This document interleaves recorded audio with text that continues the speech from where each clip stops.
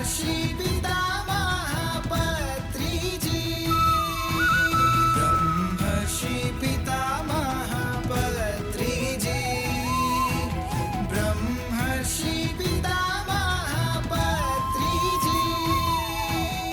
నమస్కారం. పత్రిజీతో నా ప్రయాణం కార్యక్రమానికి స్వాగతం, సుస్వాగతం. ఈ రోజు పత్రిజీతో తనకున్న అనుభవాలను మనతో షేర్ చేసుకోవడానికి సిద్ధంగా ఉన్నారు senior pyramid master T Sriramachandramurthy గారు. సో ఆయన అడిగి చాలా విషయాలు తెలుసుకుందాం. పత్రిజీ గారిని ఎక్కడ కలిసారు, ఎలా కలిసారు, ఈ పత్రిజీ గారి నుంచి ఏం నేర్చుకున్నారు, ఈ విషయాలన్నీ ఆయన మాటల్లోనే అడిగి తెలుసుకుందాం. నమస్కారం శ్రీరామచంద్రమూర్తి గారు. పత్రిజీతో నా ప్రయాణం కార్యక్రమానికి స్వాగతం. మీరు ఎక్కడి నుంచి వచ్చారు? ప్రకాశం జిల్లా కందుకూరు. కందుకూరు నుంచి వచ్చారు. ఏం చేస్తూ ఉంటారు? నేను ఒక హై స్కూల్లో టీచర్గా పనిచేస్తున్నాను. ఓకే. ఏ సబ్జెక్ట్కి? నేను ఇంగ్లీష్ సబ్జెక్ట్ టీచ్ చేస్తుంటాను. ఓహో, ఓకే. మరి ధ్యానంలోకి ఎప్పుడు వచ్చారు, ఎందుకు వచ్చారు, ఎలా రావాలనిపించింది, చిన్నప్పటి నుంచి ఆధ్యాత్మికంగా మీరు ఎలా ప్రయాణం అనేది స్టార్ట్ అయ్యింది? మాది మొట్టమొదటి నుంచి ఆధ్యాత్మిక బీజాలు ఉన్న కుటుంబమే. ఓకే. మా అమ్మగారు భగవద్గీత బాగా పారాయణ చేసేవాళ్ళు. మా నాన్నగారు కూడా మంచి భక్తి మార్గంలో ఉన్నారు. న్యాచురల్గా మా ఇంట్లో అటువంటి వాతావరణం ఉండేది. పూజలు, హోమాలు, వ్రతాలు, ఇటువంటి ఎక్కువ కర్మకాండలు ఎక్కువ ఉండేవి. తర్వాత ఆ పరంపరలోనే నేను కూడా ఎక్కిరాల భరద్వాజ్ గారు నా మొట్టమొదటి ఆధ్యాత్మిక గురు. ఆయన బుక్స్ చదవటం ద్వారా సాయి లీలామృతము, గురు చరిత్ర, ఆ పుస్తకాలు పారాయణం చేయటం ద్వారా నేను భక్తి మార్గంలోకి రావడం జరిగింది. అంటే చిన్నప్పటి నుంచి మీకు బుక్స్ చదివే అలవాటు ఉందా? ఉందండి, మా ఇంట్లోనే ఉంది న్యాచురల్గా అది. అలా నేను భక్తి మార్గంలోకి వచ్చేసి చివరికి సత్యం తెలుసుకోవాలి, భగవంతుడు అంటే ఎవరు, ఎక్కడ ఉంటాడు, ఆయన తెలుసుకోవాలంటే ఏం చేయాలని రకరకాల పారాయణలు, పూజలు, హోమాలు, అన్ని యజ్ఞాలు, కర్మకాండాలు అన్ని చేస్తూ ఉండేవాడిని. మంత్ర సాధన కూడా ఎక్కువ చేస్తుండేవాడిని. విశ్వసహస్రనామము, లలితా సహస్రనామము, ఆదిత్య హృదయము, హనుమాన్ చాలీసా, ఇలా కాళభైరవాష్టకము, స్తోత్రాలని వింటూ ఉండేవాడిని కొన్ని తెలియనివి. మరి అవి చేయటం వల్ల నాకు ఎక్కడెక్కడో జరిగే విషయాలన్నీ కొద్దిగా తెలుస్తూ ఉండేవి ముందుగా. తర్వాత ఎప్పుడు ప్రెజెంట్ లో ఉండేవారు, ఫ్యూచర్ లో ఏం జరుగుతుందో కూడా తెలుసుకునే ప్రయత్నం చేసేవారు, తెలిసేది. సిక్స్త్ సెన్స్ అంటాం కదండి, ఆ డెవలప్ అయింది, ఇంట్యూషన్ అలా జరుగుతుంది. ఇదంతా ఏ ఏజ్ గ్రూప్ లో స్టార్ట్ అయిందండి? వచ్చేసి 25, 26 ఆ ఏజ్ లోనే స్టార్ట్ అయింది. అంటే 20 years నుంచే స్పిరిచువాలిటీలో ఉన్నాము. 25 yearsకి అలాగే ఎక్స్పీరియన్సెస్ రావడం స్టార్ట్ అయింది. అప్పుడు ధ్యానం అంటే కూడా తెలియదు. కానీ నేను చదివిన అన్ని మహాత్ముల పుస్తకాల్లో కూడా వాళ్ళంతా యోగులు చనిపోయిన వాళ్ళని బతికించటము, రకరకాల సిద్ధులు, మహిమలు, కొద్ది ప్రసాదాన్ని కొన్ని వేల మందికి పంచడము, ఇలా మహిమలు ఎక్కువ ఉన్నాయి. నేను అప్పుడు అనుకునేవాడిని ఆధ్యాత్మికత అంటే, స్పిరిచువాలిటీ అంటే సంథింగ్ స్పెషల్గా ఉండటము, సిద్ధులు ప్రదర్శించటము, మహిమలు, అదే అనుకున్న భావంలో ఉండేవాడిని. కానీ ఆత్మజ్ఞానం అని కానీ, తర్వాత ధ్యానం చేస్తేనే ఆత్మజ్ఞానం వస్తుందని, మరి ధ్యానం ద్వారానే మానవాళిలో ఉన్న అన్ని సమస్యలకి పరిష్కారం అవుతుందని అప్పుడు నాకు అవగాహన లేదు. ముందు మనతో మనం ఉండటం కానీ, మన గురించి మనం తెలుసుకోవటం కానీ అవి ఉండేవి కాదు. అంటే స్పిరిచువాలిటీ అంటే సంథింగ్ స్పెషల్గా ఉండటము, విభూతి పెట్టుకోవటము, కాషాయం కట్టుకోవటము, అలా ఎవరైనా గురువులు వస్తే వాళ్ళ దగ్గరికి వెళ్ళి వాళ్ళ పాదాలు పట్టుకోవటము, వాళ్ళకి సేవ చేయటము, అలా అనుకున్న భావంలో అదే ఆధ్యాత్మికత అని అనుకుంటూ ఉండేవాడిని. కానీ పత్రికని కలిసిన తర్వాత నిజమైన ఆధ్యాత్మికత అంటే ఏంటి, మరి ధ్యానం చేస్తే ఏం జరుగుతుంది, మరి అసలు పత్రిజీ గారు అనే విషయం అసలు మీకు ఎలా తెలిసింది? అంటే మీకు ధ్యానం అనేది పరిచయం లేదు కదా. సో పత్రిజీ గారు అనే ఒక పర్సన్ ఉన్నారు, ఆయన ఒక గురువు, బ్రహ్మర్షి, ఇలాంటి విషయాలని మీకు ఎలా తెలిసాయి? మరి ధ్యానంలోకి వచ్చిన తర్వాత తెలిసాయా, లేదంటే జనాల నోటి ద్వారా పత్రిజీ గారి గురించి తెలిసిందా మీకు? నేను 2000 సంవత్సరం దాకా ఈ భక్తి మార్గంలోనే ఉంటూ ఉండేవాడిని. అది చెప్పాను కదా, నాకు రకరకాల అనుభవాలు ముందే వస్తూ ఉండే, ఆధ్యాత్మిక అనుభవాలు, మాస్టర్స్ కళల్లో కనిపించడం కానీ, ఎక్కడికో వెళ్ళినట్టు రోజు ఆస్ట్రల్ ట్రావెల్ జరగడం అలా జరుగుతూ ఉండేది. అప్పుడు నాకు దాని గురించి ఒక శాస్త్రీయమైన నిర్దిష్టమైన ఇన్ఫర్మేషన్ లేదు. అలా ఏదో జరుగుతుంది, దీని గురించి ఎవరు తెలియజేస్తారని ఒక గురువు కోసం వెతుకుతూ ఉన్నా. ఆ గురువుని వెతకడం కోసం రకరకాల పుస్తకాలు చదువుతుండేవాడిని. అంటే మీకు వచ్చిన సందేహాలు నివృత్తి చేసుకోవడానికి ఒక గురువు గారు కావాలి, అది దానికోసం వెతుకులాట స్టార్ట్ చేశాను. దానికోసం పుస్తకాలను చదవడం బిగిన్ చేశారు. ఓకే. తర్వాత నేను షిరిడి బాబాని, సత్యసాయి బాబాని గురువుగా ఎన్నుకున్నాను. ఎన్నుకొని అక్కడికి వెళుతున్నా కానీ సత్యసాయిబాబా వారి అపాయింట్మెంట్ దొరికేది కాదు, ఎందుకంటే లక్షల మంది ఆడు ఉండేవాళ్ళు, దొరికేది కాదు. సరే నా గురువు గారు, నేను డైరెక్ట్గా మాట్లాడగలిగే గురువు గారు ఎవరున్నారు, నాకు ఎవరు దొరుకుతారు అని సాయి లీలామృతము, సాయి సచ్చరిత్ర అనే బుక్స్ ఉన్నాయి. అది 108 సార్లు, ఇది 108 సార్లు, రెండు పారాయణం చేశాను. ఓకే, ఓన్లీ గురువు గారు కావాలి నాకు అని అనుకుని, గురువు గారి కోసమే. ఓకే, ఆ పుస్తకాల్లో ఉంది, మనం సాయి లీలామృతము కానీ సాయి సచిత్ కానీ పారాయణం చేస్తే మన గురువే మనల్ని వెతుక్కుంటూ వస్తాడు అని చెప్పేసి. ఓకే, అలాగే నేను ఆ పారాయణం చేసిన తర్వాత ఒకరోజు నాకు ఒక కలలో ఆకాశంలో నక్షత్రాలను కలిసి బుద్ధుడిలాగా ఫామ్ అయింది. ఓకే, అనుభవం వచ్చిన తర్వాత నేను షిరిడి బాబా, సత్యసాయి బాబా భక్తుడిని, మరి బుద్ధుడు నాకెందుకు కళ్ళలో దర్శనం ఇచ్చాడు, ఆయనది నాకేం సంబంధము అని నాలో నాకు క్వశ్చన్ వచ్చింది. ఆయనకు నాకేం సంబంధం లేదు, నాకు బుద్ధుడు అంటే ఇంట్రెస్ట్ కూడా లేదు అసలు. యాక్చువల్ నాకు బుద్ధుడు అంటే ఇష్టం లేదు యాక్చువల్గా. వస్తే బాబా రావాలి, లేకపోతే ఎవరైనా గాడ్ రావాలి, దేవుడు రావాలి, బుద్ధుడు రావడం ఏంటి అని అనుకున్నాను. తర్వాత ఆ కల వచ్చిన ఒక వారానికి నేను నెల్లూరు దగ్గర పత్రిసారిని మొట్టమొదటిసారి కలవటం జరిగింది. ఓకే, అప్పటికి ధ్యానంలోకి రాలేదు. పత్రికాన్ని కలిశాను. అంటే ఎవరు చెప్పడం వల్ల మీరు అక్కడికి వెళ్ళారు, నెల్లూరు వెళ్ళారు? నేను గొలగమూడి వెంకటేశ్వర స్వామి అని అక్కడ ఒక ప్రఖ్యాతమైన ఒక సిద్ధ పురుషుడు సమాధి ఉంది, అక్కడికి తరచుగా వెళ్తూ ఉండేవాడిని.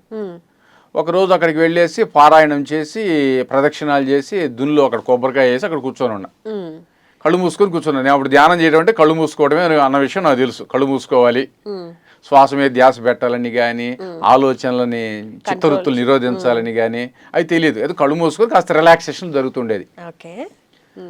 తర్వాత ధ్యానం చేస్తే ఏదో వస్తుంది అనేసి తెలుసు, ఏదో వస్తుంది, ఏమొస్తుందో తెలియదు. ధ్యానం చేస్తే ఏదో వస్తుంది, మన సమస్యలన్నీ పరిష్కారం అవుతాయి. యోగులందరూ ధ్యానం చేసే ఇవన్నీ సాధించారు, ఈ అష్టసిద్ధులు, అన్ని శక్తులు, అన్ని సమస్యలకి పరిష్కారం ధ్యానం అని ఆ పుస్తకాల్లో ఉంది. కానీ అనుభవపూర్వకంగా నాకు తెలియదు, అందుకని కళ్ళు మూసుకుంటుండేవాడిని, శ్వాసను గమనించడం ఏమీ తెలియదు. అలా జనరల్ గా మనం టెంపుల్ కి వెళ్ళినా కాసేపు కళ్ళు మూసుకుని అలా కూర్చుంటాం, దేవుడిని తలుచుకుంటూనో లేకపోతే ఏదో ఒక మనసులో ఆలోచనలు చేస్తూనో కళ్ళు మూసుకుని కాసేపు అలా కూర్చుంటాం. సో మీరు కూడా అలానే చేశారు? అలా కళ్ళు మూసుకొని కూర్చొని ఉంటే అక్కడ ఆశ్రమం స్కూల్ హెడ్ మాస్టర్ కొండారెడ్డి గారు అని ఆయన నన్ను తట్టి లేపి నా చేతిలో ఒక పాంప్లెట్ పెట్టాడు. ఇవాళ ఆయన గురువు గారు అప్పటికి పత్రి గారు, ఇవాళ మా గురువు గారు వాళ్ళు నెల్లూరు వస్తున్నారు, మీరు కూడా వస్తే మిమ్మల్ని ధ్యానానికి తీసుకెళ్తాను, మీరు ఏదో ఇంట్రెస్ట్ ఉన్నట్టుందని చెప్పేసి ఆయన నన్ను ఇంట్రడ్యూస్ చేశారు. అప్పుడు ఆయనతో పాటు నేను వెళ్ళేసి పత్రిసారిని కలవటం జరిగింది. ఆయన 45 నిమిషాలు ధ్యానం చేయించారు పత్రిజీ గారు. ఆ 45 నిమిషాలు నేను ఒక 15 సార్లు కళ్ళు తెరిచా. ఎలా చేయాలో కూడా తెలియదు, రాదు, అనుభవం లేదు. అయితే ఫస్ట్ సారి మా గురువు గారు పలానా పత్రిజీ గారు అని చెప్పినప్పుడు మీ హెడ్ మాస్టర్ సంథింగ్ ఎవరో ఏమనిపించింది, ఒకసారి వెళ్ళి కలుద్దామా లేకపోతే ఏం జరుగుతుందో తెలుసుకుందామా అని క్యూరియాసిటీతో వెళ్ళారా మీరు? ఆయన చెప్పడంతో ఆయనకి నాకు ఏదో కనెక్షన్ ఉన్నట్టు అనుభవం అయింది. ఓకే, లేకపోతే ఇలాంటి గురువు గారిని నేను ఒకరిని కలుస్తాను అని మీకు ముందుగానే అంటే తెలుస్తాయి కదా, కొన్ని కొన్ని చెప్పారు మీరు ఆల్రెడీ, కొంచెం ఫ్రీగా ఉన్నప్పుడు ఏం జరుగుతుందో నాకు తెలిసేది ముందుగానే ఆధ్యాత్మికంగా నేను ఆ ఆలోచనలతో ఉన్నప్పుడు అని. సో ఇలాంటి గురువు గారిని ఒకరిని కలుస్తాను అని చెప్పి మీకు ఏమన్నా అనిపించిందా, ఎప్పుడన్నా ఆ థాట్ ఏదన్నా వచ్చిందా, పత్రిజీ లాంటి గురువు గారిని నేను కలవడం జరుగుతుంది, ఆయనతో ట్రావెల్ చేయడం జరుగుతుంది అని? అంటే ఆ బుద్ధుడుని దర్శించినట్టు కళ వచ్చింది కదా మేడం, అనుభవంలోకి వచ్చింది కదా. ఆ మరుసటి రోజు నేను ఎందుకో టీవీ పెడితే ఆ టీవీలో పత్రిక గారు ఉదయాన్నే కనపడేసి ఆయన కలవకముందే నా జీవితాన్ని మార్చిన పుస్తకాలు 2 ఒక యోగి ఆత్మకథ, మరణం లేని మీరు అని చెప్పడం జరిగింది. అప్పటికి నేను ఒక యోగి ఆత్మకథ పుస్తకాన్ని 14 సార్లు చదువున్నా. చదువు ఉండటము, ఆయన ఆ పుస్తకం గురించి చెప్పడము, తర్వాత ఇంకొక వారానికి మళ్ళీ ఆయన ఫిజికల్గా కలవటము జరిగింది అనమాట. అప్పుడు ఆయనకి నాకు ఏదో సంథింగ్ రిలేషన్ ఉంది, ఆయనతోనే నా ఆధ్యాత్మిక జీవితం కొనసాగుతుంది అని ఎందుకో ఒక ఇంట్యూషన్ మటుకు ఉంది. తర్వాత ఆ ధ్యానము అక్కడ 14 సార్లు కళ్ళు తెరిచాను. నేనంత ధ్యానాన్ని ఏమి ఎంజాయ్ చేయలేదు. తర్వాత మళ్ళీ చెప్పారా మరి ధ్యానానుభవాలను పత్రిజీ గారు అడిగి తెలుసుకుంటారు కదా, మరి మీరు ధ్యానంలో ఉన్నప్పుడు మీకు ఏమనిపించిందని మిమ్మల్ని ఏమన్నా అడిగారా? అడగలేదు. ఆ మీటింగ్ లో ఆయన మాట్లాడలేదు. తర్వాత నేను కొద్ది రోజులకి మళ్ళీ పత్రి గారిని గుంతకల్లో కలవటం జరిగింది. పత్రి సార్ని కలిసిన తర్వాత అక్కడ కూడా పెద్ద గ్యాదరింగ్. ఆ రోజు పవనపుత్ర పిరమిడ్ ఇనాగరేషన్ అయింది, శివరాత్రి రోజు. అక్కడికి వెళ్ళి నేను ఆయన కలవటము, అక్కడ 2000 మంది దాకా గ్రూప్ మెడిటేషన్ ఉంది. ఆ కార్యక్రమం అయిపోయిన తర్వాత పత్రి గారు ఎవరన్నా కొత్త వాళ్ళు ఉంటే వచ్చి వాళ్ళ స్టేజ్ మీద మాట్లాడండి అన్నారు. అప్పుడు నేను మొట్టమొదటిసారి నా లైఫ్లో మైక్ పట్టుకోవడం జరిగింది. అప్పుడు కొన్ని నా అనుభవాలు, నేను ఒకే ఒక ఆత్మకథ పుస్తకము 14 టైమ్స్ చదివినప్పుడు నాకు ఒక మంచి ఎక్స్పీరియన్స్ వచ్చింది. నేను నా శరీరంలో నుంచి బయటికి వచ్చి మా మచ్చు మీద తేలాడుతూ 45 మినిట్స్ నా భౌతిక శరీరాన్ని చూసుకోవడం జరిగింది. ప్రకటనలు మీవి, ప్రచారాలు మావి, జీవితంలోని వెలుగులందరివి. పిఎంసి తెలుగు ఛానల్లో మీ యాడ్స్ కోసం సంప్రదించవలసిన ఫోన్ నంబర్స్. చివరి ఒక 5 మినిట్స్లో ఆ పరమహంస యోగానంద గారు, యుక్తేశ్వరగిరి, లాహిరి మహాశైలు, మహావతార్ బాబాజీ ఒక 5 మినిట్స్ నా చుట్టూ రౌండ్ అప్ అయినట్టు ఒక ఎక్స్పీరియన్స్ జరిగింది. ఆ ఎక్స్పీరియన్స్ నేను ఆ మీటింగ్లో షేర్ చేశాను.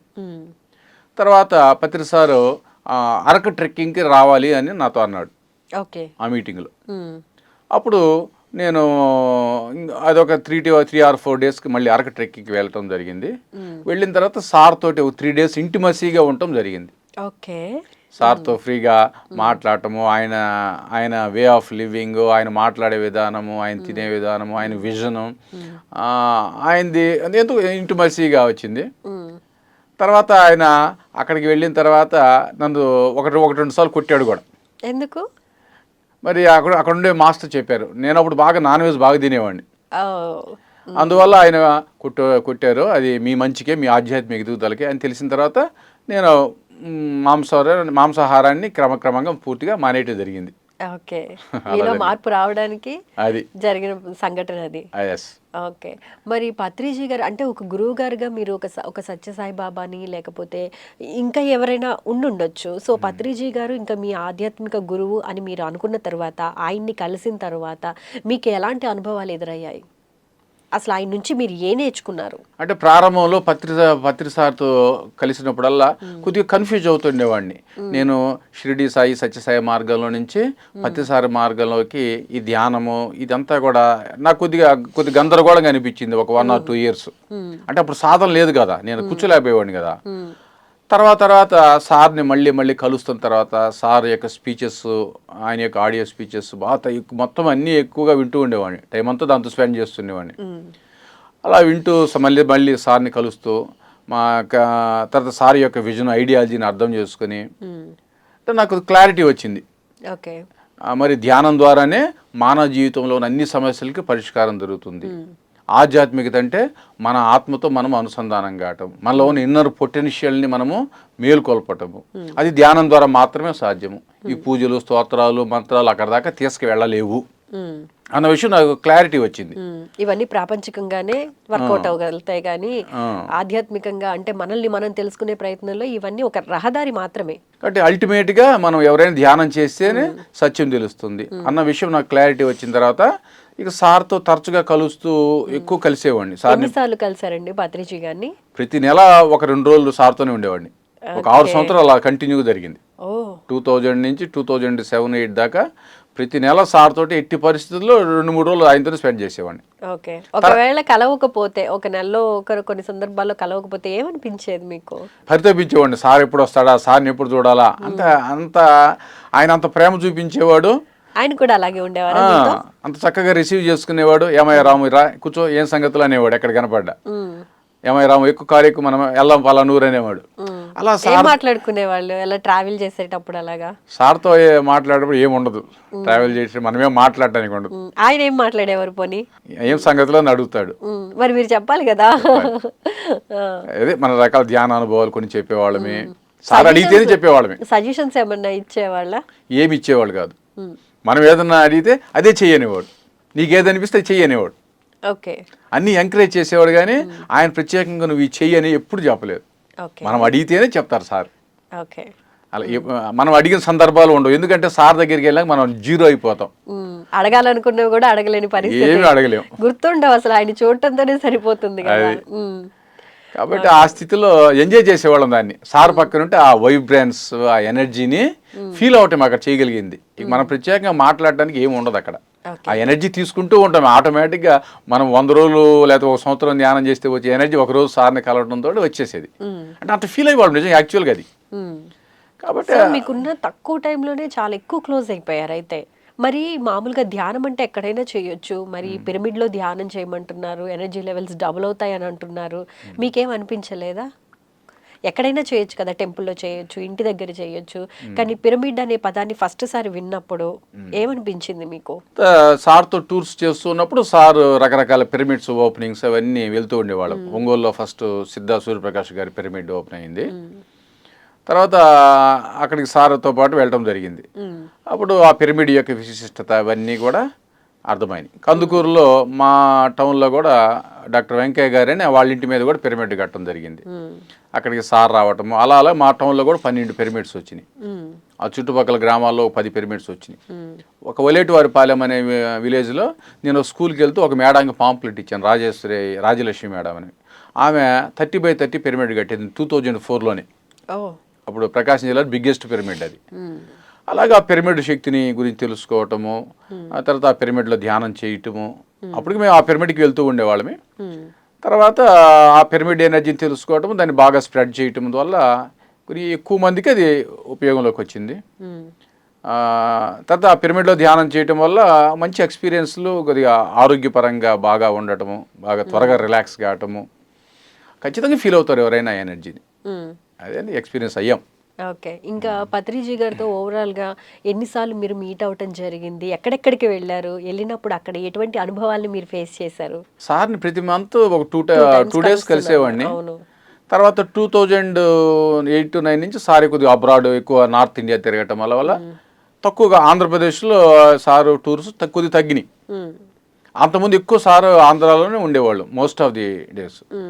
తర్వాత సార్ వచ్చినప్పుడు మంత్లీ వన్స్, లేకపోతే 2-3 నెలలకు 6 monthsకి వన్స్ అలా సార్ని కలుస్తున్నాడు. ఒంగోలు, నెల్లూరు, కావలి, గూడూరు, ఇలాగ వింజమూరు, ఆత్మకూరు, అలా సారు ఒక 100 kilometers ఎక్కడ ఉన్నా కూడా మేము వెళ్ళేవాళ్ళం.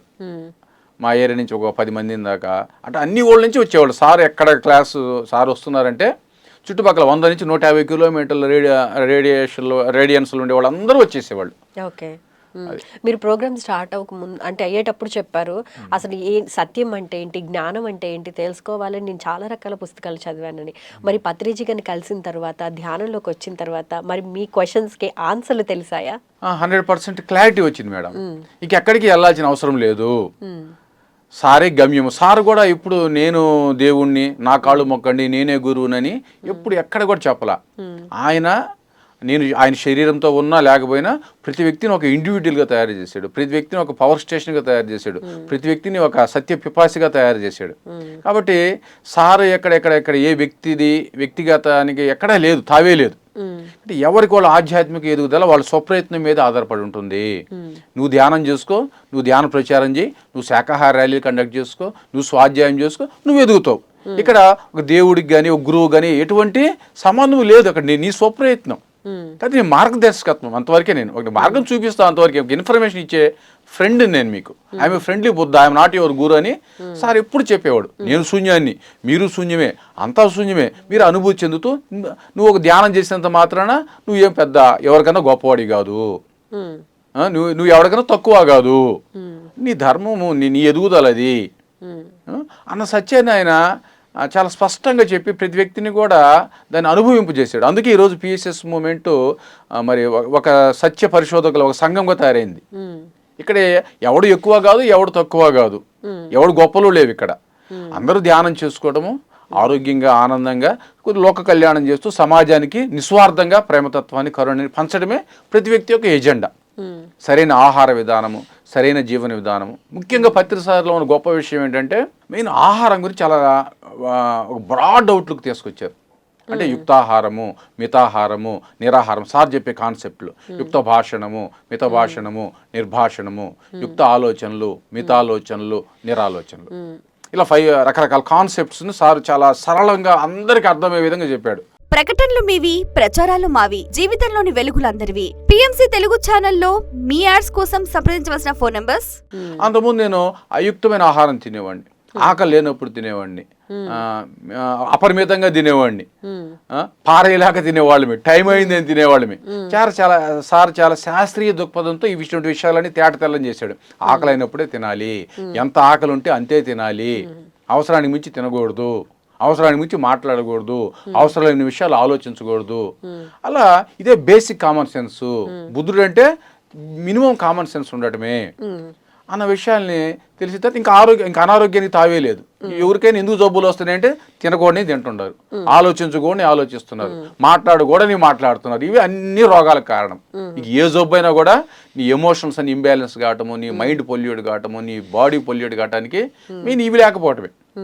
కాబట్టి ఎప్పుడైతే ఇవి సరి చేయబడ్డదో ఆ వ్యక్తి శారీరకంగా, మానసికంగా, భావోద్రేకపరంగా, సంఘపరంగా, ఆత్మపరంగా సరైన పొజిషన్లో ఉంటాడు. అప్పుడు అక్కడ అన్ని విషయాలు సరిగ్గానే ఉంటాయి, ఆరోగ్యం బాగుంటుంది, సరైన డెసిషన్స్ ఉంటాయి, ఆర్థికంగా బాగుంటావు. లేకపోతే నువ్వు సంపాదించే డబ్బు అంతా నష్టపోతూ ఉంటావు. నీ ఎమోషన్స్ సరిగ్గా లేకపోతే అనవసరం విషయాలకంతా డబ్బు ఖర్చు పెట్టేస్తూ ఉంటావు. ఇవన్నీ మనకు జరిగే నష్టాలు. అయితే మూర్తి గారు, ఈ అహింస గురించి చాలా మంది పెద్ద పెద్దవారు, మహానుభావులు చాలా విషయాలు చెప్పారు. మరి వాళ్ళకి పత్రిజీ గారు చెప్పిన అహింసకి ఏంటి డిఫరెన్స్? అహింస అంటే అన్ని ప్రాణులని సమానంగా చూసుకోవటము. నీలో ఏదైతే ఉందో అన్ని జీవులు అదే ఉంది. ఎవరైతే అన్ని జీవుల పట్ల ద్వేషము లేకుండా అన్ని జీవులు తాను చూసుకుంటారో అదే నిజమైన ఆధ్యాత్మికత అని భగవద్గీతలో స్పష్టంగా చెప్పబడింది. కాబట్టి మనం ధ్యానం చేయకముందు సరికాని ఆలోచనలు, సరికాని మాటలు ఉంటాయి, సరికాని ఆహారం ఉంటుంది. కాబట్టి ఎప్పుడైతే మనం ధ్యానం చేసామో అన్ని జీవుల్లో నేనే ఉండను, ఆ కోడిలో ఉంది నేనే, ఆ మేకలో ఉంది నేనే, ఆ చేపలో ఉంది నేనే అన్న సత్యం మనకి అనుభవపూర్వకంగా తెలుస్తుంది. తెలిసినప్పుడు ఈ దేహాన్ని పోషించుకోవడం కోసము మరి వాటిని హింసించాల్సిన అవసరం లేదు. ఎవరిని మాటల ద్వారా హింసించకూడదు, ఎవరిని చేతల ద్వారా హింసించకూడదు. అహింస అంటే ఓన్లీ అంటే హింసకి అహింసకి డిఫరెన్స్ ఓన్లీ ఒక మనతోటి పశుపక్షాదుల్ని హింసించడం కాదు, మాటల పరంగా చేతల పరంగా కూడా ఎదుటి వాళ్ళకి ఎటువంటి హర్టింగ్ చేయకుండా ఉండాలి అనే దాన్ని చాలా చక్కగా వివరించారు పత్రిజీ గారు. మెయిన్ ఇంకో విషయం ఏంటంటే సార్ నాన్ ఇంటర్ఫీరెన్స్ గురించి బాగా ప్రచారం చేశారు. ఆధ్యాత్మికత అంటే పక్క వాళ్ళ విషయాల్లో జోక్యం చేసుకోకుండా ఉండటము, నో కంప్లైంట్, నో జడ్జిమెంట్. ఇద్దరు ఉన్నప్పుడు మూడో వ్యక్తి గురించి మాట్లాడకుండా ఉండటము, ఇవన్నీ కూడా చాలా గొప్ప విషయాలు మేడం. ఇదే స్పిరిచువల్, ఇదే ఆధ్యాత్మిక శాస్త్రం గొప్ప విషయాలు. ఏదేదో కాదు ఆధ్యాత్మికత, నేను ఏదేదో అనుకునేవాడిని, కానీ సారు చెప్పిన బేసిక్ కామన్ సెన్స్ ఇవన్నీ కూడా చేసి మన చేతుల్లో పెట్టారు. ఇవి లేకుండా ఆధ్యాత్మికత లేనే లేదు. కాబట్టి అందరి జీవితాల్లో అజ్ఞానం, అశాంతి ఎందుకుందంటే ముందు ఇవి సరి చేసుకోకుండా ఏవేవో చేస్తున్నారు ఆధ్యాత్మికత పేరుతోటి. కాబట్టి సార్ ఇవన్నీ సరిచేశారు, ప్రతి వ్యక్తి జీవితంలోకి ఇవి తీసుకొచ్చారు. అందుకే ఈరోజు పత్రిక సార్ అంటే మనం అందరము ఇంత మరి ఈ మూమెంట్ ఇంత వేగంగా ఇంత ప్రపంచం అంతా ఎందుకు స్ప్రెడ్ అవుతుందంటే ఇన్ని లాభాలు పొందాం కాబట్టి. మరి ఇవి తెలియకుండా ఎంతోమంది ఇబ్బందులు పడుతున్నారు, ఎంతోమంది నష్టపోతున్నారు జీవితాల్లో. కాబట్టి ఇవి అందరం స్ప్రెడ్ చేయాలని చెప్పేసి అందరూ మరి విస్తృతంగా ధ్యాన ప్రచారం చేస్తున్నారు. ధ్యాన ప్రచారం చెప్పాల్సిన విషయాలు కూడా ఇవే. మూర్తి గారు, మరి బ్రహ్మర్షి పితామహ పత్రిజీ అని ఎందుకంటారు పత్రి గారిని? ఏమైనా స్పెసిఫిక్ రీజన్ ఉందా? ఎందుకు అంటే మీ మాటల్లో తెలుసుకోవాలి. పితామహ అంటే భీష్మ పితామహుడు అని మనం విన్నాం పురాణాల్లో. అంటే ఒక అల్టిమేట్ అన్నమాట, ఒక త్యాగానికి ధర్మానికి కట్టుబడి అల్టిమేట్ ఆయన భీష్ముడు. మరి మనం పత్రిసారి కూడా ఆయన చేసిన సాక్రిఫైజెస్, ఆయన ధ్యాన ధర్మానికి కట్టుబడ్డాడు. అన్ని ధర్మాలను పక్కన పెట్టి, అన్ని విషయాలను పక్కన పెట్టి ఆయన ప్రతి వ్యక్తిని ఒక ఆత్మజ్ఞానిగా తయారు చేయాలి, ప్రతి వ్యక్తి జీవితంలో ధ్యానం తీసుకెళ్ళాలి. ఏదైనా ఒక పని చేసినప్పుడు ఎంతో కొంత స్వలాభమో ఏదో ఒకటి చూసుకుంటారు మనిషి అన్న తర్వాత. సో ఇంతమందిని జ్ఞానం పరంగా ధ్యానంలోకి తీసుకొచ్చి వాళ్ళని వాళ్ళు తెలుసుకునేలాగా చేయటం అనేది ఒక చాలా మంచి పని, ఒక మంచి మూమెంట్. అలాంటి ఒక మంచి వ్యక్తి గురించి ఒక 4 మాటలు చెప్పాలంటే ఏం చెప్తారు మీరు? మరి అదే పత్రిసారి గురించి చెప్పాలంటే ఆయన నిస్వార్థానికి ప్రతీక, ఎవరి నుంచి ఏమీ ఆశించడు. నిజంగా ఆయన మరి ఒక్కరోజు కూడా నేను ఖాళీ ఉన్నట్టు కొన్ని సంవత్సరాలు చూడలేదు. మరి రోజు ఆయన చేసే యాక్టివిటీస్ చూస్తుంటే మరి ధ్యాన మహాచక్రాలు కానీ, శాఖాహారాలు కానీ, పుస్తకాల కరెక్షన్స్ కానీ, మరి ఆయన ట్రావెలింగ్స్ కానీ, మరి ఇది దేశమంతా కూడా మరి శరీరాన్ని మరి ఎంత కష్టపెట్టారో మనం చూసాం. ఆయన మేము కాళ్ళు ఆయన ఒత్తేటప్పుడు మరి ఈ 3-4 కలిసి ఒత్తినా కూడా సారు అంతసేపు మరి ఆయన ఎంతో నొప్పులు కూడా భరించేవాడు. ట్రావెల్ చేయటువంటి మామూలు విషయం కాదు కదా మేడం. అవును, కూర్చొని మరి రోజుల తరబడి ఎప్పుడు కంటిన్యూస్ ట్రావెల్స్ ఉండేవి సారి. మరి అంత జర్నీలు మరి ఎందుకు చేశాయంటే మరి అంత ఈ లోకానికి ఆయన అంత ఇచ్చి వెళ్ళాడు. అందుకే మనం ఈరోజు ఆయన స్మరించుకుంటున్నాం. అందరూ ఎంత తీసుకుంటే ఎంత నాకేంది అనే స్థితి నుంచి అటువంటి యాటిట్యూడ్తో ఉంటారు. నాకేం వస్తుంది, నాకేంది లాభము, స్వలాభంతో ఉంటారు. అవును. కానీ ఈయన ఎంత ఇద్దాము, మన నుంచి మనం ఎవరికి ఏ విధంగా ఉపయోగపడతాము అన్నది మరి మనం పత్రిసారం చూసి నేర్చుకోవాలి. అందుకే బ్రహ్మర్షి పితామహ పత్రిజీ అయ్యారు. ఎస్. మరి మీ మాటల్లో ఇందాక చెప్తుంటే నేను మాట్లాడేశాను. సో బ్రహ్మర్షి పితామహ పత్రిజీ అని ఎందుకంటారు ఆయన్ని? మనం బ్రహ్మర్షి విశ్వామిత్రాన్ని చూసాం. అంటే సృష్టికి ప్రతి సృష్టి చేశాడు ఆయన. త్రిశంకు స్వర్గాన్ని సృష్టించాడు. అలాగే పత్రిసారి కూడా మరి ఈ భూలోకంలో మరి ఆధ్యాత్మిక ప్రపంచాన్ని సృష్టించాడు. మరి ఇతర లోకాలు అందరికీ అనుభవం చెందేటట్టు చూపించాడు. ఆధ్యాత్మిక శాస్త్రాన్ని ప్రతి ఇంటికి తీసుకొచ్చాడు. మరి స్వాధ్యాయాన్ని తీసుకొచ్చాడు. సజ్జన సాంగత్యము ఇంపార్టెన్స్ గురించి తెలియజేశాడు. ఇప్పుడు ఎవరింట్లో వాళ్ళు కూర్చొని ఎవరి టీవీలు, ఎవరి మొబైల్స్, ఎవరు బిజీలో వాళ్ళు ఉన్నారు. ప్రతివాడు కూడా డబ్బు వెంటబడుతున్నారు. అందరు ఎందుకోసం పోతున్నారు? డబ్బు సంపాదించడం. ఉద్యోగం ఎందుకు చేస్తున్నారంటే డబ్బు కోసం. వ్యాపారం ఎందుకు చేస్తున్నారంటే డబ్బు కోసం. సొంత లాభాలు, నా ఇల్లు, నా భార్య, నా డబ్బులు, నా కుటుంబము, నా కారు, నా భౌతికమైన జీవితమే పరమావధిగా జీవిస్తూ మరి దుఃఖాల పాలవుతూ, రోగాల పాలవుతూ, అశాంతితో, డబ్బు వెంటబడి మరి లేనిపోయిన రోగాలు తెచ్చుకొని సగటు మనిషి జీవిస్తున్నాడు. అటువంటి పరిస్థితుల్లో సమాజానికి సరైన దిశానిర్దేశం చేశారు బ్రహ్మర్షి పత్రిజీ.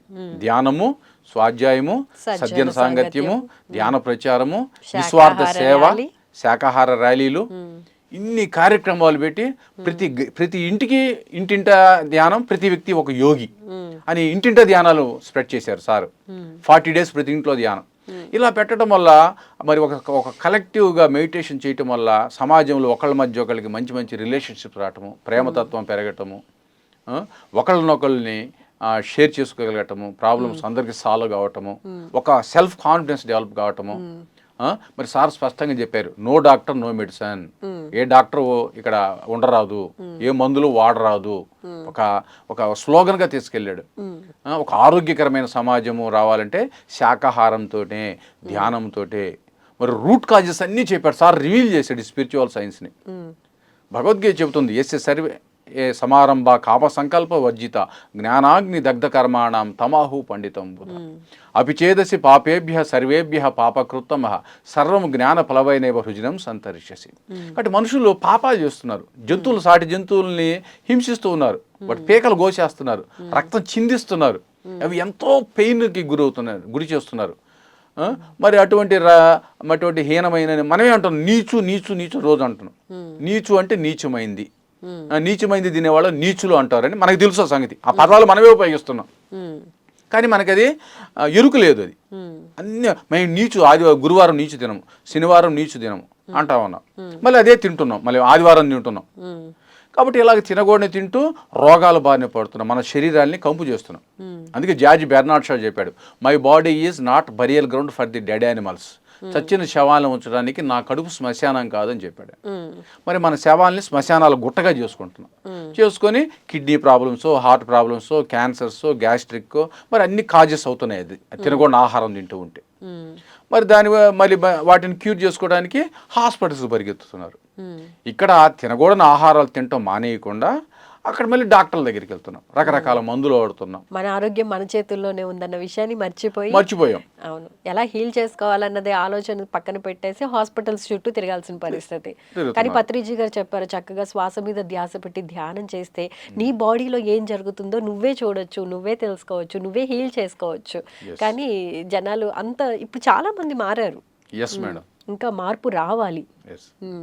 సో మరి పత్రిజీ సంకల్పాలు, శాకాహార జగత్, పిరమిడ్ జగత్, ధ్యాన జగత్, వాటి కోసం ఒక పిరమిడ్ మాస్టర్గా మీరేం చేస్తున్నారు?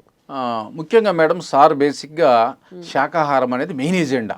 నాకు అర్థమైంది ఏంటంటే ఆయన అవతార లక్ష్యం ఏమిటంటే మెయిన్గా శాకాహారం. అది అన్ని జీవులు, ఈ భూమి అనేది అన్ని జీవుల కోసం ఉంది. ఇప్పుడు మన ఇండియాలో తీసుకుంటే 75% మాంసాహారులు ఉన్నారు, 25% శాకాహారులు ఉన్నారు. రాజస్థాన్ టాప్లో ఉంది శాకాహారం, 75% శాకాహారులు ఉన్నారు అక్కడ. మన తెలుగు రాష్ట్రాలు తీసుకుంటే 1.78% ఉన్నారు ఏపీలో అయితే శాకాహారులు. తెలంగాణలో 1.3% ఉన్నారు. అంటే విపరీతంగా ఉంది నాన్ వెజ్. కాబట్టి ఇంక వెస్ట్రన్ కంట్రీస్, యూరోప్ కంట్రీస్ చూసుకుంటే 99% నాన్ వెజ్ ఉంది. కాబట్టి మన రాష్ట్రంలో రాజస్థాన్ టాప్లో ఉంది. రాజస్థాను, పంజాబు, హర్యానా మన టాప్ పొజిషన్స్లో ఉన్నాయి. కాబట్టి మరి ముఖ్యంగా మన తెలుగువారు వెలుగువారు అంటుంటాడు సార్. మన తెలుగువారి నుంచి ప్రపంచం అంతా ధ్యానం వెళ్తూ ఉంది. కాబట్టి ఈ సత్యాల్ని మన తెలుగు రాష్ట్రాల్లో తెలియపోవడం దురదృష్టకరం. ప్రకటనలు మీవి, ప్రచారాలు మావి. జీవితంలోని వెలుగులందరివి. పిఎంసి తెలుగు ఛానల్లో మీ యాడ్స్ కోసం సంప్రదించవలసిన ఫోన్ నంబర్స్. పిఎస్ఎస్ మూవ్మెంట్ ద్వారా మరి మనము ఈ తెలుగు రాష్ట్రాల ముందు ప్రక్షాళన చేయాల్సిన అవసరం ఉంది.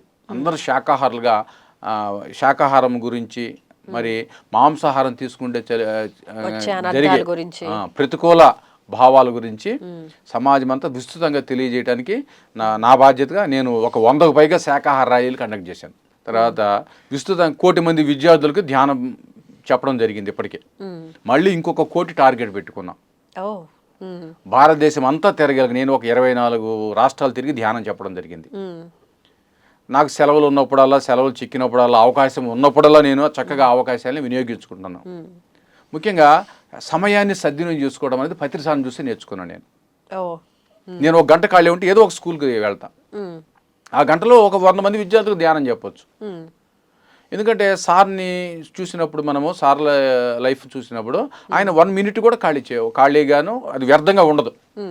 ఆయన ఆ ధ్యానం కార్యక్రమాల్లో ఉంటాడు, లేకపోతే ఎవరికైనా ఎన్లైటన్ చేస్తూ ఉంటారు. కాబట్టి అదేవిధంగా మనం ఎందుకు జీవించకూడదు అన్న విషయం ఆయన నేను ఇన్స్పిరేషన్గా తీసుకొని మరి ఇటువంటి కార్యక్రమాలన్నీ కూడా నాకు సాధ్యమైనంత పరిధిలో నేను చేయగలుగుతున్నాను. తద్వారా నా జీవితంలో కూడా చాలా ట్రాన్స్ఫర్మేషన్ జరుగుతుంది. అయితే పత్రిజీ గారిని కలవక ముందు మూర్తి గారు ఎలా ఉండేవారు? పత్రిజీ గారిని కలిసిన తర్వాత మూర్తి గారు ఎలా తయారయ్యారు, ఎలా షైన్ అయ్యారు? పత్రి గారిని కలవకపోతే నా లైఫ్ మరి దారుణంగా ఉండేదేమో బహుశా. ఎందుకు అలాగా? అంటే మాంసాహారం తింటూ ఓకే, ఒక రకమైన ఆలోచనలు, అంటే మాంసాహారం తినే వాళ్ళ ఆలోచనలు కూడా కొంచెం భిన్నంగా ఉంటాయి శాకాహారులతో పోలిస్తే, అందులో డౌటే లేదు. సో అటువంటి ఆలోచనలు కలిగిన మూర్తి గారిలా ఉండేవారు, అంతేనా? ఓకే. తర్వాత నాకు ఇప్పుడు పత్రిసాన్ని కలిసిన తర్వాత సాధన అంటే వెంటనే కాదు, కొన్ని సంవత్సరాల తర్వాత ఒక 4 గంటల దాకా ధ్యానం చేయగలుగుతున్నాను. తద్వారా నా జీవితంలో ఉన్న మౌలికంగా ఉన్న అన్ని సమస్యలకి పరిష్కారం దొరికింది. పత్రిజీ గారితో ఫస్ట్ ధ్యానంలో కూర్చున్నప్పుడు ఒక 40 నిమిషాలు ధ్యానం చేయమని చెప్తే 15 సార్లు కళ్ళు తెరిచానని చెప్పారు. మరి ఇప్పుడు ఎంతసేపు ధ్యానం చేస్తున్నారు? ఎంతసేపు శూన్య స్థితిలో ఉండగలుగుతున్నారు? మరి నేను సార్ని ఒకసారి అడిగాను, సార్ నేను మీతో నేను 5-6 ఇయర్స్ నుంచి ట్రావెల్ చేస్తూ కూడా నేను 1 గంట కూడా ధ్యానం చేయలేకపోతున్నాను సార్. మరి ఏంది సార్ నా పరిస్థితి, నేను ఎక్కడున్నాను సార్ అని అడిగాను సార్ని ఒకసారి. ఓకే. అప్పుడు సార్ చెప్పడం జరిగింది, అయ్యా నాయన నువ్వు పోయిన జన్మలో అక్కలకోట మహారాజువి, ఆ జన్మలో ధ్యానం చేసావు, నువ్వు ఈ జన్మలో ధ్యానం చెప్పడానికి వచ్చావు, నువ్వు చెప్తూ ఉండు, నీకు ధ్యానం ఆటోమేటిక్గా వస్తుంది అని చెప్పాడు సార్. నేను దాన్ని మరి గురువాజ్ఞగా స్వీకరించి నేను అందరికి ధ్యానం చెప్పడం ప్రారంభించాను. ప్రారంభించిన తర్వాత నేను గ్రాడ్యువల్గా అంటే అదే సార్ చెప్పేది, what you teach you learn more. నువ్వు ఏది ఎక్కువ బోధిస్తూ ఉంటావో అది ఎక్కువ నేర్చుకుంటూ ఉంటావు. కాబట్టి మనం ధ్యానం ఎందుకు బోధిస్తున్నాం అంటే మనం నేర్చుకోవడానికి, మనం ఎవరిని ఉద్ధరించట్లా, మనం తయారవుతాం. ధ్యానం చెప్పినప్పుడు ఎదురువాడి కన్నా మనం బాగుపడతాం. ఎందుకంటే వినేది మనమే ఫస్ట్. మనం రోజు అది చెప్పగా తెలుసుకునేది మనమే. కాబట్టి అది నా ఆత్మలో బాగా చేరింది. అలాగే ధ్యానం క్లాసులు చెప్పి చెప్పి చెప్పి లక్షల కోట్ల మందికి చెప్పి అవి నాకు బాగా ఈరోజు ధ్యానము కుదురుతుంది. నేను ఆ శూన్యంలో చక్కగా ఉండగలుగుతున్నాను. దానివల్ల నా లైఫ్లో క్లారిటీ వచ్చింది, నాకు మానసిక ప్రశాంతత దొరికింది, నా ఎమోషన్స్ అన్నీ కూడా చక్కగా బ్యాలెన్స్ అయినాయి, నా మాట్లాడే విధానం మారింది, నా రిలేషన్షిప్స్ అన్నీ సరిచేయబడ్డాయి, ఇంకా కొన్ని సరిచేయబడుతూ ఉన్నాయి. అన్ని విషయాల్లో నిరంతరం అది ట్రాన్స్ఫార్మ్ అవుతూ ఉంది. అది ఒకసారి ప్రాసెస్ కదా, నిరంతరం జరిగేదే కదా ఇది. అది ఒకసారి జరిగేది ఏమి ఉండదు, అది ప్రాసెస్ జరుగుతూనే ఉంటుంది. అది మనం ఎప్పుడు ప్రతిదీ అనుభవమే, ప్రతిదీ నేర్చుకోవడమే, ప్రతి సంఘటన మనకు నేర్పించేది. ఎందుకంటే మనం నిరంతర విద్యార్థులం కాబట్టి. సార్ మరి పత్రిజీ గారు చెప్పారు, ఒక పిరమిడ్ మాస్టర్ ఎలా ఉండాలి, ఏమేం పనులు చెయ్యాలి అనేవి ఆదర్శ సూత్రాల ద్వారా, కొన్ని నియమాల ద్వారా చెప్పడం జరిగింది. సో మీరు అవన్నీ ఫాలో అవుతూ ఉంటారా? 100% అన్నీ ఫాలో అవుతాను. కాకపోతే నేను టెంపుల్స్కి వెళ్ళినప్పుడు కూడా ధ్యానం చేస్తూ ఉంటాం. టెంపుల్స్కి వెళ్ళినప్పుడు ధ్యానం చేస్తుంటాము. విగ్రహారాధన అనేది ప్రారంభంలో బాగా చేసేవాడిని, అది గ్రాడ్యువల్గా తగ్గి ఆత్మారాధనగా మారిపోయింది. న్యాచురల్గా మారిపోతాం. అంటే ఒకసారి జరగకపోవచ్చు. ఇప్పుడు సార్ చెప్పిన 18 ప్రిన్సిపల్స్ అందరూ 1-2 ఆచరించకపోవచ్చు ప్రారంభంలో. కానీ మనం ఈ మూమెంట్లో నిరంతరం ప్రయాణం చేస్తూ ఉంటే, సాధనలో ఉంటే ఒకరోజు పర్ఫెక్ట్ అవుతాం, అన్నీ ఆచరిస్తాం ఖచ్చితంగా. అది ఇప్పుడు 18 ఆదర్శ సూత్రాలు ఏవైతే ఉన్నాయో అవన్నీ కూడా ఒక మనిషి ఒక మంచి మనిషిగా, లేకపోతే తన్ని తాను తెలుసుకునే విధంగా ఉండాల్సిన నియమాలన్నీ చక్కగా వివరించడం జరిగింది కదా. ఒక్కొక్క నియమం చూస్తుంటే మీకు ఏమనిపిస్తూ ఉంటుంది? చాలా అవన్నీ కూడా ఎగ్జాక్ట్గా పర్ఫెక్ట్ స్పిరిచువాలిటీకి నిదర్శనాలు అనిపిస్తుంది మేడం. ఎవరి దగ్గర డబ్బులు తీసుకోరాదు ధ్యాన ప్రచారం చేసేటప్పుడు, మాంసాహారం గుడ్లు విసర్జించరాదు. చాలా మంది ఆధ్యాత్మికత పేరుతోటి ఏవేవో కార్యక్రమాలు డబ్బులు వసూలు చేయటం ఓ పనిగా పెట్టుకుంటారు కొన్ని సంస్థలు, అదొక అనుకుంటారు. కానీ పత్రిసారు ఇక్కడ నిస్వార్థంగా చేయాలి, మనమే సొంత ఖర్చులు పెట్టుకుని వెళ్ళాలి, ఏమి ఆశించకూడదు. అది ఆధ్యాత్మికత. అది చాలా గొప్ప ప్రిన్సిపల్ అది. కొంతమంది ఏమంటారంటే డబ్బులు ఇస్తేనే, డబ్బులు తీసుకుంటేనే వాళ్ళకి ఏదో నేర్చుకోవాలని వస్తారు, తపన ఉంటుంది అని కొంతమంది ఆపరేషన్ అంటే రకరకాలుగా ఉంటుంది. అది ఒక్కొక్కరి స్థితిని బట్టి ఒక్కొక్కసారి అది కూడా కరెక్ట్ కావచ్చు, ఒక్కొక్క పరిస్థితిని బట్టి అది కరెక్ట్ కావచ్చు. కాబట్టి పత్రిసారి ఉద్దేశం ఏంటంటే మెయిన్గా బేసిక్గా అందరికీ ఒక నిస్వార్థంగా వెళ్ళాలి, ప్రతి లేమ్యాన్కి కూడా ఇది అందాలి అన్నది ఆ మహానుభావుడు ఉద్దేశం. అందుకే ఆయన ఆ ప్రచారాన్ని ఆ విధంగా ఏమి తీసుకోకూడదని పెట్టడం జరిగింది. మాంసాహారము గుడ్లు విసర్జించాలి, అది మాంతేనే. పత్రిజీ గారు సజ్జన సాంగత్యానికి అంత పెద్దపీట వేశారు. ఎందుకంటే మేడం సమాజం అంతా ఇప్పుడు దుర్జన సాంగత్యంతో ఉంది. ఎందుకంటే మనం మీడియా పెడితే అన్ని ఏ ఛానల్ చూసినా కూడా హింస. ఇప్పుడు ఎలక్షన్ చూడండి, 20 రోజులు ఎంతమంది జనాలు ఎంత ఉత్కంఠగా ఉన్నారు, ఏం జరగబోతోంది, జరిగింది, రిజల్ట్ ఎలా రాబోతోంది, ఎక్కడెక్కడ కొట్లాట్లు, నెగిటివిటీ, ఇన్ఫర్మేషన్ తీసుకోవడం ఎంత ఓవర్లోడ్ అయిపోతుంది. మనిషి రెస్ట్లెస్ గా తయారవుతున్నాడు, తనను తాను మర్చిపోతూ ఆ ఎనర్జీ అంతా కోల్పోయి టీవీలు చూసి ఫోన్లో అపరిమితంగా వాడి మరి కళ్ళు తెసి ఎక్కువ చూసి అందరితో అనవసరమైన విషయాలు డిస్కస్ చేసి సమయాన్ని అంతా దుర్వినియోగం చేసుకొని మరి ఎనర్జీ అంతా పోగొట్టుకొని రోగాలు బాగానే పడుతున్నారు. కాబట్టి మరి అదే ఆ వ్యక్తికి సజ్జన సాంగత్యం ఉంటే, ఆ వ్యక్తికి స్వాధ్యాయం ఉంటే ఆ సమయాన్ని చక్కగా ఉపయోగించుకుంటాడు, ధ్యానం చేసి శక్తిని సంపాదించుకుంటాడు, తర్వాత స్వాధ్యాయం చేసి జ్ఞానాన్ని పెంచుకుంటాడు, ఒకరికొకరు ధ్యాన అనుభవాలను షేర్ చేసుకుంటారు. పంచే కొద్దీ పెంచబడుతుంది అని సార్ ఎప్పుడు చెప్తూ ఉంటాడు. దాచుకునేది దోచుకోబడుతుంది. కాబట్టి వీళ్ళ దగ్గర ఏముంటే మనం పక్క వాళ్ళకి అదే ఇస్తాం. మన దగ్గర ఏడుపు, దుఃఖము, రోగాలు, భయం ఉంటే మనం అదే పంచుతాం. మన దగ్గర జ్ఞానము, ప్రేమ, కరుణ, త్యాగం ఉంటే అవే పంచుతాం. కాబట్టి పత్రిసారు ఇవి పంచడం నేర్పించాడు అందరికీ కూడా. అదే సజ్జన సాంగత్యం. ఇలా ఒకళ్ళ ఇంట్లో కూర్చొని ఒక 10 మంది కలిసి కూర్చొని అందరు కలిసి ధ్యానం చేస్తూ ధ్యాన అనుభవాలు షేర్ చేసుకుంటూ పుస్తకాల్లో టాపిక్స్ గురించి డిస్కషన్ చేసుకుంటూ ఒక మంచి ఒక విధానాన్ని భూమండలం మీద ప్రవేశపెట్టాడు. ఇంతకుముందు ఒకళ్ళ ఇంటికి వాళ్ళు పోయేవాళ్ళు కాదు, వాళ్ళ ఇంటికి నేను పోయేది, ఆ బజార్కి నేను వెళ్ళేదేంది, అలా ఉండేది. కానీ ఈరోజు అందరు కలిసి ఒక ఇక్కడ కూర్చొని చక్కగా అనుభవాలు షేర్ చేసుకుంటూ ధ్యాన గ్రామీణం అని చెప్పేసి రోజు అందరు వెహికల్స్ కొనుక్కొని గ్రామాలకు వెళ్ళి శాకాహార ర్యాలీలు అని చెప్తూ వెళ్ళి కొత్త వ్యక్తులను కలుస్తూ ఆ ఎనర్జీని ఎక్స్పాండ్ చేస్తూ ఆ తృప్తిని, ఆనందాన్ని అనుభవిస్తున్నారు. అది చక్కటి ప్లాట్ఫామ్ ఏర్పడింది ఈరోజు మనకి. అవును, ఎవ్రీ ఇయర్ అందరినీ, ధ్యాన మిత్రులందరినీ ఒక ప్లాట్ఫామ్ మీదకి చేర్చే ప్రయత్నం చేసేవాళ్ళు పత్రిజీ గారు. మీకేమనిపిస్తుంది అలా చూసినప్పుడు? ధ్యాన మహాయజ్ఞం కానివ్వండి, చక్రం కానివ్వండి, ధ్యాన మహాయాగాలు కానివ్వండి, అంత బాగా కండక్ట్ చేసేవారు కదా. మీకేమనిపించింది? మీరు ఎన్నిసార్లు వెళ్ళారు? నేను ఏది మిస్ కాలేదు మేడం. 2001 నుంచి ఏది మిస్ కాలేదు. గుంటూరు, విజయవాడ ధ్యాన మహాయజ్ఞము, తిరుపతి ధ్యాన మహాయజ్ఞము, బెంగళూరు ధ్యాన మహాయజ్ఞము, తర్వాత షిరిడి ధ్యాన మిత్రులను ఒక చోట కలిసినప్పుడు మీ ఫీలింగ్ ఏంటి? అదంతా పత్రిజీ గారి సంకల్పం ద్వారానే జరిగింది. అది ఎంతో ఎంజాయ్ చేసేవాళ్ళం.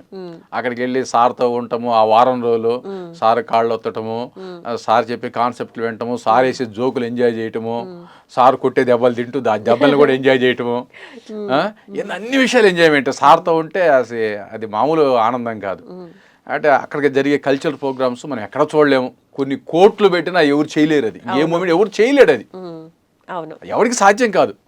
మరి వాళ్ళంతటా వాళ్ళే వచ్చి అంతమంది మ్యూజిషియన్స్, డాన్సర్స్, ఆ కల్చరల్ ప్రోగ్రామ్స్, ఆ అరుపులు, ఆ కేకలు, అసలుకి ఆ శ్రీశైలం ధ్యాన మహాయజ్ఞంలో మేము ఏం ఎంజాయ్ చేసాం. నైట్ అంతా అరుచుకుంటూ చక్కగా ప్రతి కార్యక్రమాన్ని అంతా ఎంజాయ్ చేసేవాళ్ళం సార్తో ఉంటే.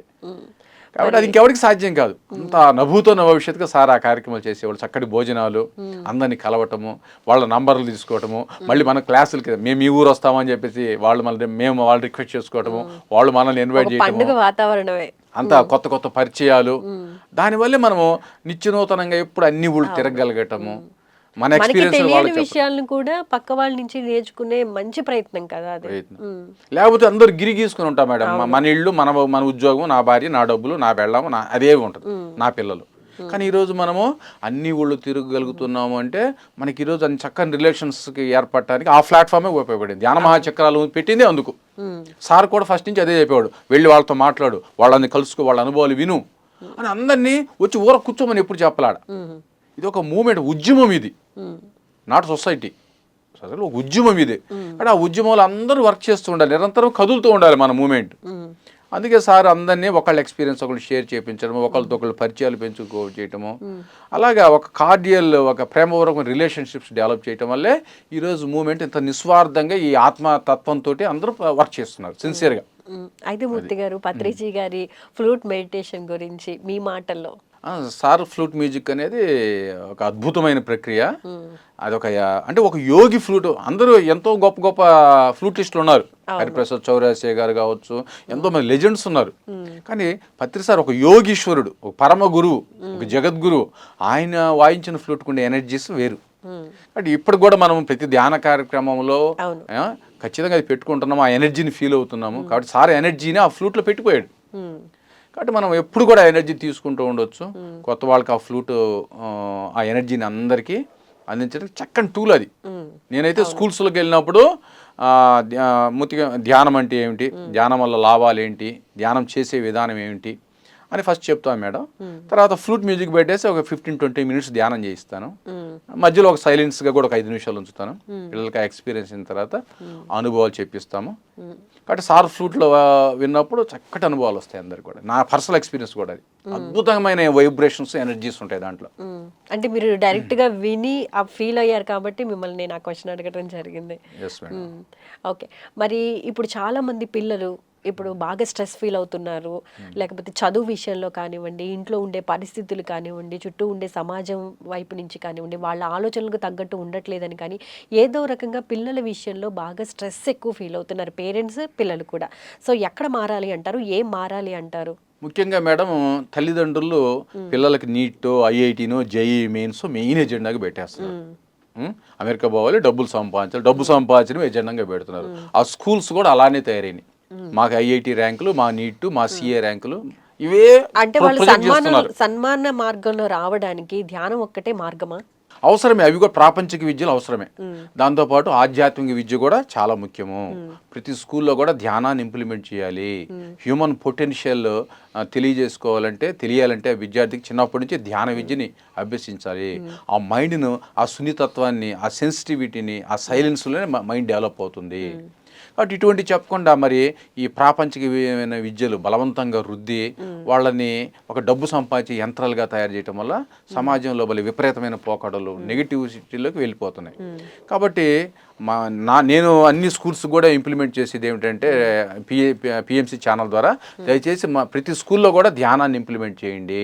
అప్పుడే వాడు ధ్యాన విద్యార్థి అయితేనే సరైన విద్యార్థిగా తయారవుతాడు, సమాజానికి ఉపయోగపడే వ్యక్తిగా తయారవుతాడు, ఆదర్శమైన విద్యార్థిగా తయారవుతాడు. ఏ స్కూల్లో కూడా నాన్ వెజ్ పెట్టద్దు దయచేసి. అదంతా నెగిటివ్ వాతావరణం తయారు చేసిన తర్వాత మనము ఆ స్కూల్లో ఆ వైబ్రేషన్స్ ఉండవు. కాబట్టి ప్రతి స్కూల్ నేను once again I'm appealing through PMC, don't eat non veg in the schools especially. ఇక్కడ శుద్ధమైన శాకాహారం తీసుకుంటూ మీరు కావాలంటే ఇంటికాడ చేసుకోండి ఆ పనులు, స్కూల్స్లో పెట్టొద్దు. కేటాయించి ఆ చక్కటి స్కూల్స్ తయారవుతాయి. చక్కటి విద్యార్థులు అంతా కూడా ఎనర్జెటిక్గా తయారవుతారు, పాజిటివ్ వేలో ఉంటారు, మిరాక్యులస్ థాట్స్లో ఉంటారు. లేకపోతే మీరు అన్నట్టు మరి అవన్నీ లేకపోవటం వల్లే మరి పిల్లల్లో ఆ కాంపిటేటివ్ స్పిరిట్ మితిమీరి పెట్టేసి వాళ్ళలో ఆ ఇంటెలిజెన్స్ క్వశ్చన్స్ ఉండదు, కొంతమందికి ఇంట్రెస్ట్ ఉండదు. మరి బలవంతంగా తల్లిదండ్రుల కోసము, స్కూల్స్ కోసము, ర్యాంకుల కోసము ఆ విద్యా విధానం ఉన్నప్పుడు ఆ పిల్లవాడు తన సహజత్వాన్ని కోల్పోయి ఎందుకు వచ్చిన చదువు, భారమైన చదువులు చదువుతూ, ఏడు మొహంతో చదువుతూ వాడు దుఃఖాల పాలవుతూ ఆత్మహత్యలు పాలు చేసుకుంటూ తల్లిదండ్రులకి, సమాజానికి ఒక నెగిటివ్ విద్య ద్వారా ఒక నెగిటివిటీని ప్రచారం జరుగుతుంది ఈరోజు. కాబట్టి అవన్నీ పోవాలంటే ప్రతి స్కూల్లో ధ్యానం ఉండాలి. ప్రతి తల్లిదండ్రులు దీని మీద ఎరుకుతో అవేర్నెస్ పెంపొందించుకోవాలి. ఈ స్పిరిచువాలిటీని విద్యా వ్యవస్థలో ఖచ్చితంగా ఇంప్లిమెంట్ చేయాలి. ఇది ఏ మతానికి సంబంధించింది కాదు కాబట్టి మనం ధైర్యంగా చెప్పొచ్చు, ఇది హిందూయిజం కాదు, బుద్ధిజం కాదు, క్రిస్టియానిటీ కాదు, సిక్కిజం కాదు. శ్వాస మీద ధ్యాస, ప్రతి వ్యక్తికి శ్వాస ఉంది, దాని మీద ధ్యాస పెట్టడమే స్పిరిచువాలిటీ. దానివల్ల ఆత్మశక్తి జాగృతం అవుతుంది.